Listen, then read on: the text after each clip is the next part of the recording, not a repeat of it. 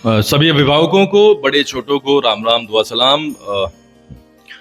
सभी अभिभावकों को, बड़े को छोटे को मेरी राम राम, नमस्कार, नमस्ते।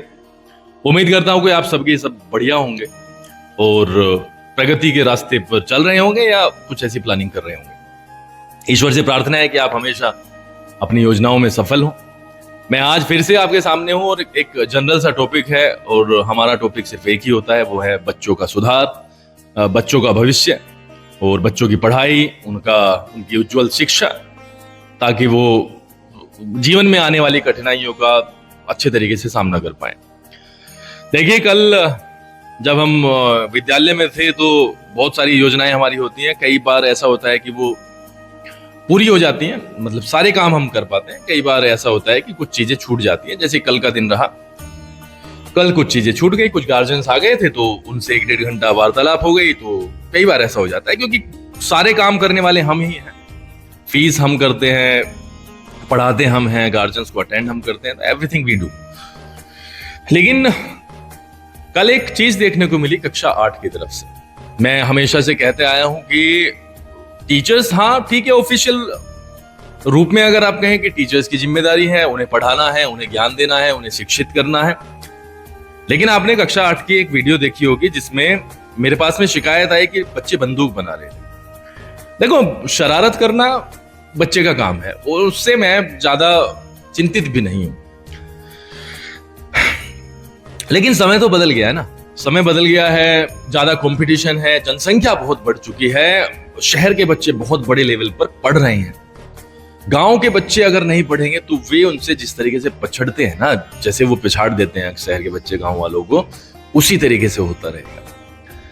हमें फोकस करने की जरूरत है अपने बच्चों के ऊपर। हमें उस कंपटीशन में आने की जरूरत है जो शहर के बच्चे जिस पाथ पर चलते हैं।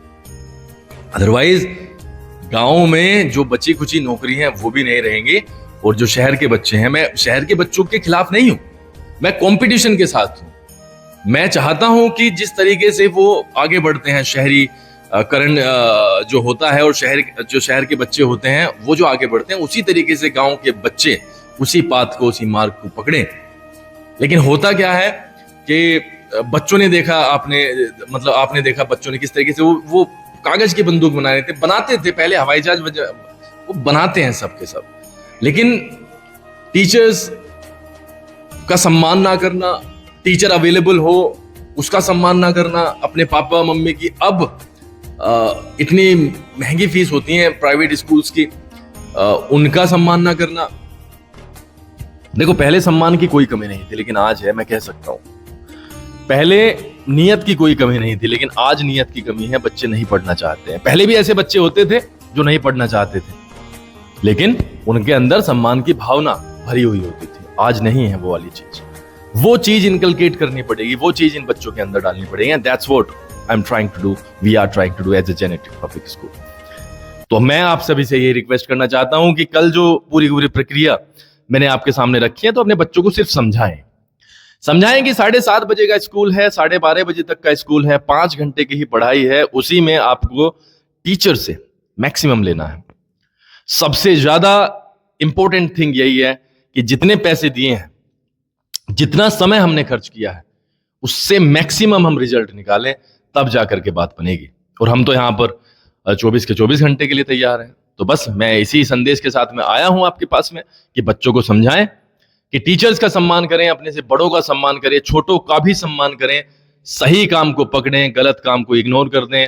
कभी भी ऐसा काम नहीं होना चाहिए कि हमारे जो शिक्षा है उसके ऊपर आंच आए, हमारे जीवन पर आंच आए, हमारे करियर की धज्जियां उड़ जाएं या हमें नौकरी ना मिले। इस तरीके से हमें अपने पढ़ाई को नहीं करना चाहिए। बस यही था। अभिभावकों के लिए सिर्फ यही संदेश है कि आप सिर्फ घर पर जो एक स्टैंडर्ड रास्ता होता है उसको अडॉप्ट करने की कोशिश करवाइए इस बच्चे से। चीजें बेहतर होंगी, इस बात का हमें पूरा का पूरा अनुभव भी है और विश्वास भी है कि अगर बच्चा एक सही मार्ग पर चढ़ जाता है तो फिर उसके लिए मंजिल आसान हो जाती है। बहुत बहुत आभार।